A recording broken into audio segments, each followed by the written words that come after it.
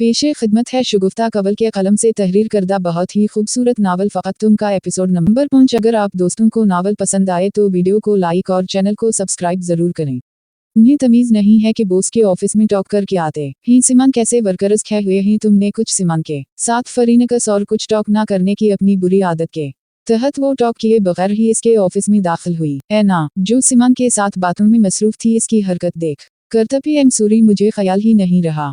वो शर्मिंदा हुई। समरीन बेगम की कई नसीहत फौरन इसके जहन में गूंजी थी कि जिंदगी गुजारने के कुछ उसूल होते हैं, कुछ तौर तरीके होते हैं जिनको ना चाहते हुए भी हमें फॉलो करना पड़ता है। ख्याल ही नहीं रहा। है ना, तुम जैसी टिपिकल मिडिल क्लास लड़कियों को मैनर्स नहीं होते और ना ही हाई सोसाइटी में मुंह करने का ढंग होता है। इसने न खुद से सर झटका। अपनी इतनी इंसल्ट पर इसकी आंखें छिलकने को बेताब हुई। सूरी मीम गलती हो गई, आइंदा ख्याल रखूंगी। वो सिमान पर शिकवा नजर डालती जल्दी से बाहर निकल गई। नूर सुनो, सिमान ने उसको रोकना चाहा। तुम्हें ऐसा नहीं बोलना चाहिए था। वैसे भी इतनी कोई बड़ी बात नहीं थी। वो बना परमिशन के ऑफिस में आ सकती है। सिमान ने अफसोस से उसे देखा और प्लीज जाने दो उसे हमदर्दी हासिल करने के झूठे ड्रामे। और तुम इनफ है ना, मजीद एक लफ्ज मत बोलना। सिमान सख्ती से बोला। तुम इस लड़की एक मामूली सी वर्कर के लिए मुझे डांट रहे हो। इसके लहजे में बेयकीनी थी। मामूली सी वर्कर, दिमाग ठीक है तुम्हारा? सिमान ने उसे घोरा। छोड़ो ना मानी, तुम एक मामूली वर्कर के लिए ऐना पर बरस रहे हो। हारून ने मुस्कुराहट दबाते हुए कहा। शट अप हारून। इससे पहले मजीद कुछ बोलता इंटरकॉम बजायस सर मिस्टर दानिश आए ही रिसेप्शन से आवाज आई। ठीक है भिजवा दी। कौन आ गया है? हारून ने पूछा। दानिश। इसने मुख्तसर जवाब दिया। अरे वाह, क्या इत्तेफाक है, सब एक ही जगह मिल गए। एक 28-29 साला लड़का अंदर आते हुए बोला। शक्र है तुझे टाइम तो मिला, वरना हमें लगा था अब कभी तेरी शक्ल देखना नसीब नहीं हो गई। हारून ने उठकर इसके गले लगते हुए कहा। जैसे तुम लोग तो हर दूसरे रोज मुझसे मिलने आते हो ना। सिमान से गले मिलकर ऐना से हाथ मिलाते हुए उसने हारून को घूरा। खैर अब ऐसी भी बात नहीं है, अभी पिछले हफ्ते ही तो मैं तुमसे मिला था। सिमान ने कहा। हाँ, अपने काम से रेस्टोरेंट गए हुए थे, मुझसे मिलने थोड़ी ना आए थे। और सुनाओ ऐना कैसी हो? दानिश पहले सिमान और फिर ऐना से मुखातिब हुआ। बिल्कुल ठीक, तुम बताओ आजकल क्या कर रहे हो? बस वही रूटीन काम से घर और घर से काम पर, और कहीं जाना है? आज कैसे भूल पड़े?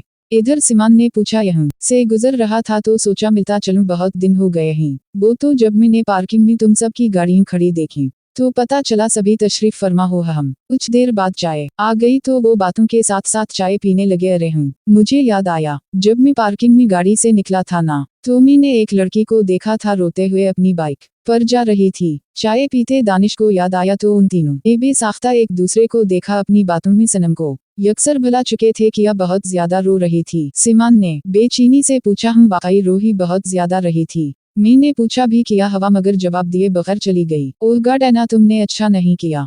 इसने ऐना को घोरी दिखाई। मुझे समझ नहीं आ रही कि तुम्हें इसकी इतनी फिक्र क्यों हो रही है। वो झुंझलाई। सिमान का फोन बजा। उसने देखा तो स्क्रीन पर मामा का लिंक लिखा आ रहा था। मारे गए, लगता है घर पहुंच गई है। किसका फोन है आ रहा है? उसे कॉल उठाने की बजाय हाथ में पकड़े बैठा देखकर हारून ने पूछा। मेरी शामत। इसने स्क्रीन उसकी तरफ मोड़ी। इतने में कॉल कट गई। तो बात हाई कमान तक पहुंच गई। चलो उठाओ फोन, बात तो करो ना।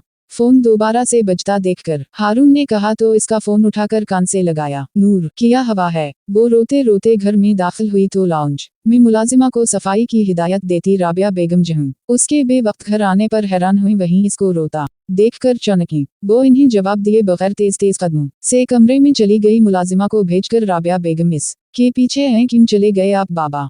इतनी भी क्या जल्दी थी जाने की? आपको नहीं पता आपके जाने के बाद आपकी बेटी खाक होकर रह गई। प्लीज वापस आ जाए ना। हिचकियों के साथ रोते हुए बेड की साइड पर रखी हुई जाहिद साहब की तस्वीर उठाकर सीने से लगाई। समरीन जल्दी आओ। राबिया बेगम ने किचन में मौजूद सानिया और समरीन बेगम को आवाज दी। इसको यूं रोता देखकर उनके हाथ पांव फूल रहे थे। किया हवा आपा? नीचे से समरीन बेगम और उनके पीछे सानिया भी अंदर आई। ये नूर कैसे रो रही है? देखो उसे। मैं नहीं देख पा रही। उन्होंने बेड के साथ टेक लगाए जाहिद साहब की तस्वीर सीने से लगाए सनम की तरफ इशारा किया तो इसे देखकर वो भागकर इसके पास आए। नूर, नूर मेरा बच्चा, क्या हवा है? क्यों रो रही हूँ? नूरी, क्या हवा है? कुछ बताओ। गी मेरे दिल को कुछ हो रहा है। इसको हवासों में ना पाकर इन्होंने उसे झंझोड़ा। मामा बाबा क्यों चले गए? उनको मेरा ख्याल नहीं आया ना? वो अच्छे बाबा नहीं थे, इसलिए मुझसे जान छुड़ाकर चले गए। सोचा होगा कि मेरा बूझ तो हल्का हो। इसको यूं उल्टी सीधी बातें करता देख कर इन्हों अचंभे से उसे देखा। नूरी पागल हो गई है। किया बोल रही है, बताएं ना मामा बाबा क्यों गए आज? वो अगर जिंदा होते तो हम लोग यूं किसी के घर में ना पड़े होते और ना ही किसी की बातें सुन रहे होते। अच्छा नहीं किया इन्होंने, अगर जाना ही था तो मुझे भी साथ ले जाते ना, मुझे क्यों छोड़ गए? होश करो नूर, किया हवा है? किसी ने कुछ कहा है? तुम तो ऑफिस गई थी ना, वहाँ पर किसी ने कुछ कहा है? अब की बार इन्होंने सख्ती से कहा। सानिया और राबिया बेगम के चेहरे पर हैरानी सबक थी। यहाँ के लोग अच्छे नहीं हैं, बिल्कुल भी अच्छे नहीं हैं। बाबा कहाँ हैं? आप देखी ना कैसे सब डांटते हैं, मुझे आपके पास आना है। सब खुद गर्ज और बुरे हैं। मामा मुझे मेरे बाबा के पास जाना है। वो तस्वीर पर नजरें गड़े मुसलसल बोले जा रही थी, अल्लाह ना करे। इन्होंने दहल कर सीने पर हाथ रखा। इसकी बात पर इन्हें लगा जैसे किसी ने उनका कलीजा नोच लिया हो। मुझे जाना है, बाबा के पास जाना है। आप मुझे भेज दी, नहीं रहना मुझे यहाँ, भेज दी मुझे प्लीज मामा। जाहिद साहब की तस्वीर को सीने से लगाए बड़बड़ाते हुए उसने साइड टेबल पर सर टिकाया। इसको यूं देखकर इन तीनों को इसकी दिमागी हालत पर शुबा हुआ। मेरा बेटा यहाँ क्यों बैठा है? बेड पर जाकर लेटो। समरीन बेगम ने उसको चुपकार, आप जाएं, मुझे बाबा के साथ रहना है, कुछ देर बाबा के साथ बातें करनी है, डिस्टर्ब मत करें। उसने सर उठाए बगैर कहा तो वो बेबसी से उसे देखकर रह गई। राबिया बेगम ने आंसू साफ करते हुए दोनों को बाहर आने का इशारा किया तो वो चुपचाप बाहर निकल गई।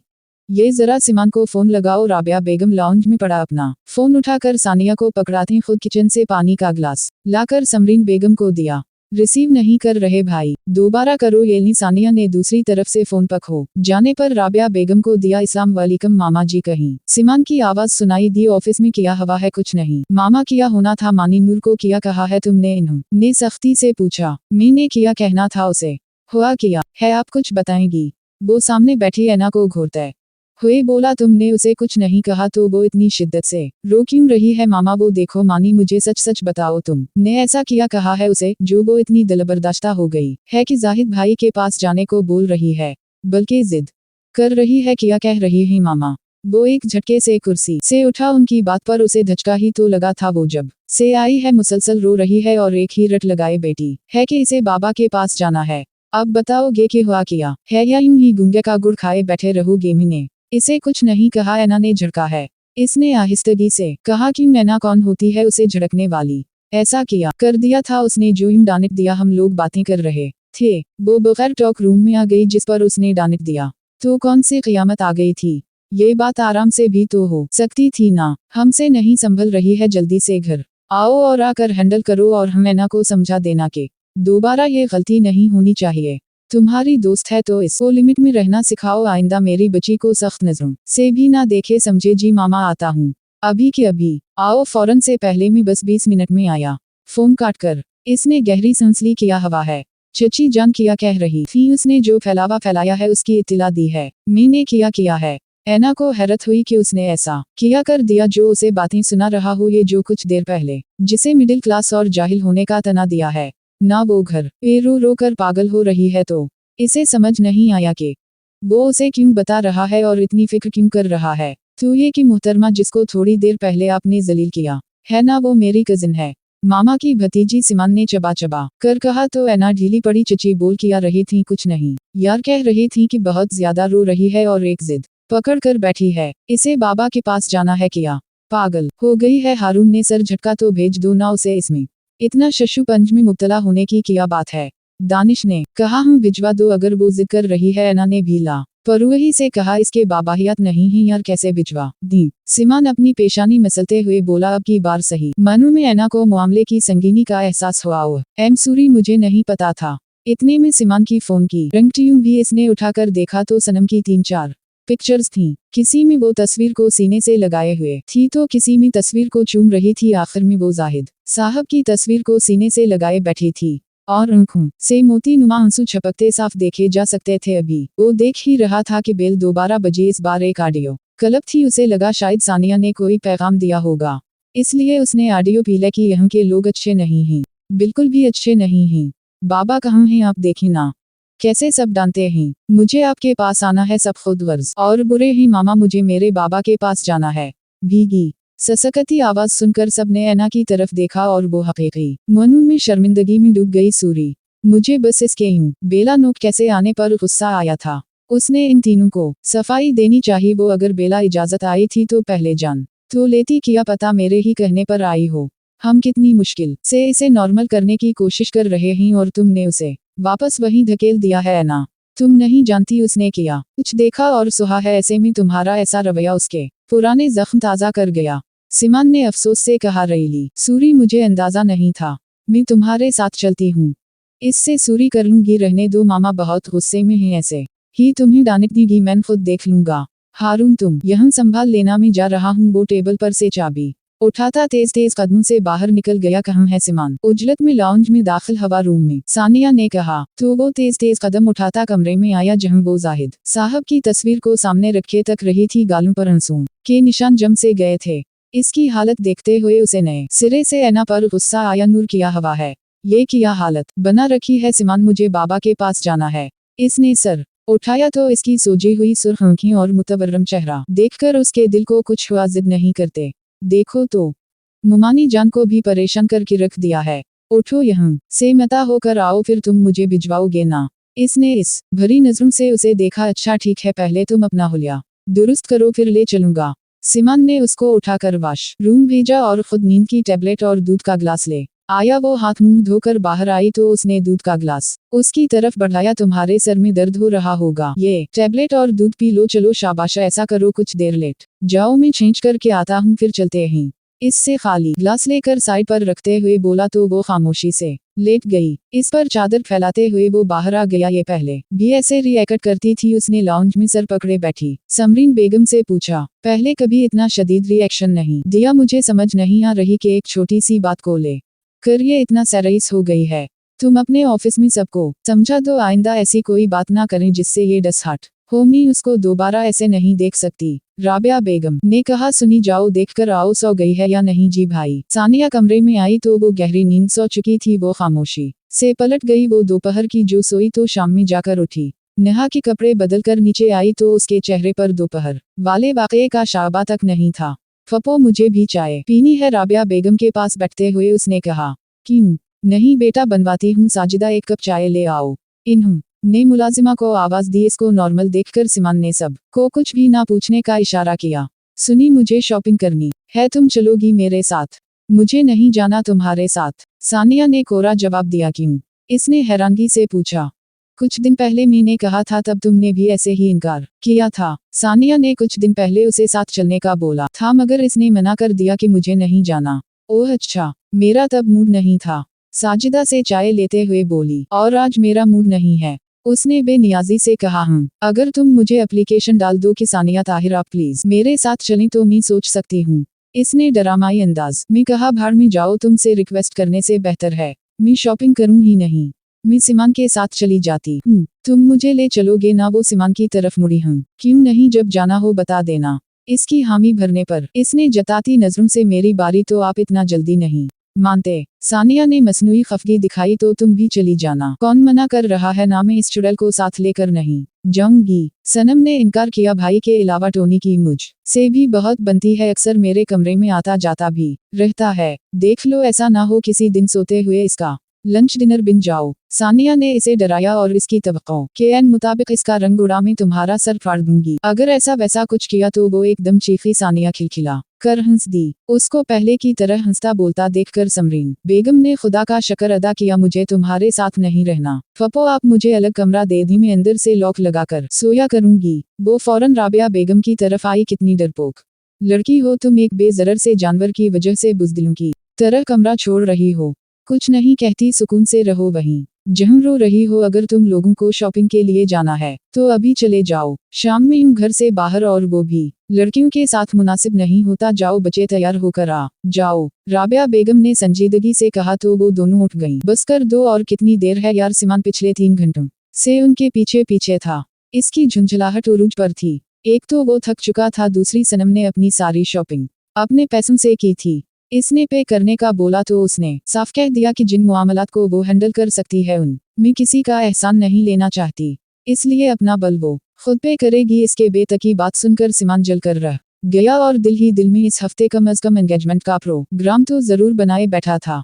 घर आकर उसने राबिया बेगम से 2 टोक लफ्जों में बात की कि वो इस हफ्ते मंगनी करना चाहता है, वो पपो से बात करें। रात डिनर के बाद इन्होंने समरीन बेगम से कहा तो इन्होंने सनम से बात करके बताने का कहा। सनम मुझे तुमसे बात करनी है। समरीन बेगम ने उसे आधा तुरछा लेटकर लैपटॉप पर कोई मूवी देखकर कहा। जी मामा कहीं भी सुन रही हूँ। इसने सरसरी सी तवज्जो से दी। इसे तो साइड पर रखो फिर देखती रहना। उन्होंने इस के सामने से लैपटॉप उठाया।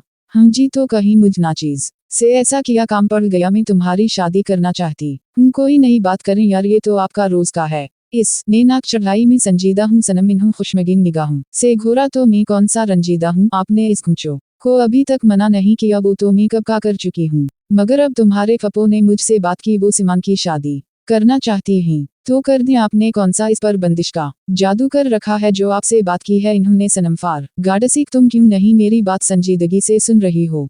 ओके ओके मैं अब कुछ नहीं बोलूंगी। कहीं किया कहना है। देखो नूरी तुम्हारे बाबा हयात नहीं हैं और मेरी जिंदगी का भी भरोसा नहीं। आज है तो कल नहीं। तुम्हारी तरफ से मुझे हमेशा धड़का लगा रहता है। मैं आंखें बंद करने से पहले तुम्हें महफूज हाथों में सौंपना चाहती हूँ और भी किसी भी इंसान के लिए इसकी महफूज पनाहगाह उसके अपने होते ही। गुजरे सालों में ये बात तो तुम समझ ही चुकी होगी और उस वक्त ये घर और इस घर के लोग मुझे तुम्हारे लिए किसी किले की मानिंद मजबूत और महफूज लग रहे हैं। आपा पहले भी मुझसे एक दो बार बात कर चुकी हैं और आज फिर इन्होंने कहा कि वो तुम्हें अपनी बहू बनाना चाहती हैं। मुझे तो कोई हरज नहीं नजर आ रहा। सिमान अच्छा पढ़ा लिखा और सुलझा हुआ लड़का है। तुम्हें खुश रखेगा। मुझे तो कोई एतराज नहीं। तुम बताओ तुम्हारा क्या फैसला है। कुछ भी कहने से पहले ये बात याद रखना मैं कोई जोर जबरदस्ती नहीं कर रही। जैसा तुम चाहोगी वैसा ही होगा। मैं क्या कहूँ मामा जैसे आप को मुनासिब लगे। इसने आहिस्तगी से कहा। वो ठीक ही कह रही थी कि इस घर के लोग वाकई ही किसी घने दरख्त के साए की तरह साबित हुए थे। पिछले 1-1.5 माह से वो सुकून की नींद सो रही थी। किसी साबिर या हमाद का डर नहीं था। जब वो सिमान या हारून के साथ कहीं बाहर जाती तो एक अजीब से तहफ्फुज का एहसास होता। किसी की हवस ज़दा नजरें इस की जानिब नहीं उठती थीं और ना कोई आते अकेला समझ कर जुमले कहता था। एक गहरा सुकून इसकी रगवपे में उतर जाता। मुझ पर छोड़ोगी तो मेरी तरफ से तो हम ही है। इन्होंने नरमी से कहा। ठीक है मामा जैसे आपकी मर्जी। मुझे कोई मसला नहीं है। इसने सब कुछ अल्लाह पर छोड़ते हुए इन्हें हाँ कर दी तो वो इसका माथा चूमते हुए बाहर निकल गई। अगली सुबह इन्होंने राबिया बेगम को हाँ कर दी। सिमान तक बात पहुंची तो उसने उसी हफ्ते मंगनी की तकरीब रखने का कहा। इन्होंने लंदन फोन करके देवरानी और देवर को भी बल्ला लिया था। घर में अच्छी खासी रौनक लग गई थी। मंगनी की तैयारियां उरूज पर थी। राबिया बेगम इसके लिए अच्छी खासी शॉपिंग कर चुकी थी। बस इसका तकरीब का जोड़ा और ज्वेलरी लेनी थी जो सानिया ने कहा वो दुल्हा दुल्हन की पसंद का होगा। इन्हें भला क्या एतराज हो सकता था। अलबत्ता सनम को समरीन बेगम ने जबरदस्ती भेजा था। जब से उनके रिश्ते की बात चली थी उसे सिमान के सामने जाते हुए एक झिझक सी महसूस होती। जहां वो मौजूद होता वो नामहसूस अंदाज में वहां से हट जाती। जिसको और किसी ने तो नहीं अलबत्ता सिमान ने बहुत अच्छी तरह नोट किया हुआ था। आते हुए उसने सानिया को भी साथ लाना चाहा मगर वो काम का बहाना कर गई। मोल में वो खामोशी से इसके साथ चल रही थी। कुछ पूछता तो कर देती। चिढ़कर उसने शॉपिंग मुलतवी की और उसे लिए एक कैफे में आया। अब बताओ क्या मसला है तुम्हारा। वेटर को काफी का ऑर्डर देकर वो उसकी तरफ मुतवज्जह हुआ। कुछ भी नहीं मेरा क्या मसला होगा। उसने धीरे से जवाब दिया। अलबत्ता देखा अब भी उसकी तरफ नहीं था। कुछ तो है जो तुम मुझ से यूं भागने लगी हो। जहां मैं होता हूँ वहां से उठ कर चली जाती हो। बात करता हूँ तो हूँ कर के चुप हो जाती हो। आखिर तुम्हारी प्रॉब्लम क्या है। क्या तुम इस रिश्ते से खुश नहीं हो। उसकी जानिब से खामोशी पाकर सिमान ने धड़कते दिल के साथ कहा। ऐसा कुछ नहीं है। तुम्हें गलत फहमी हो रही है। मामा ने मेरी रजामंदी जानकर ही हाँ की थी। उसने पल दो पल के कैसे नजरें उठाई और वापस झुका ली। तो फिर मुझे अवॉइड क्यों कर रही हो।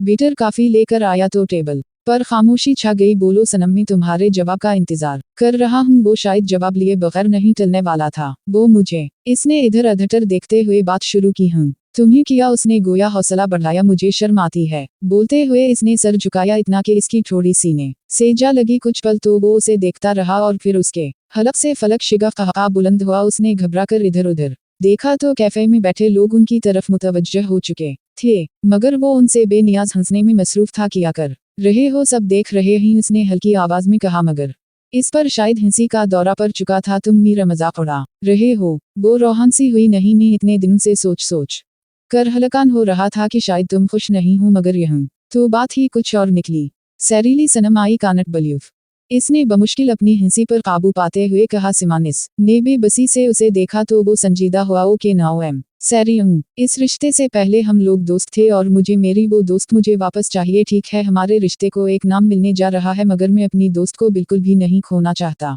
इसलिए आज और अभी से नो फॉर्मलिटीज, जैसे पहले रहती थी वैसे रहो, समझ रही हो ना? उसने नरम लहजे में कहा तो उसने सर हिलाया। अब बताओ कि तुम्हें किस कलर और डिजाइन का ड्रेस चाहिए? इसने अपनी कॉफी उठाकर पीना शुरू की। लाइट ग्रे कलर की फराक लेनी है और तुम्हारे लिए भी वैसे ही कलर का 3 पीस सूट, सनम ने कहा तो उसके होंठों पर मुस्कुराहट आई।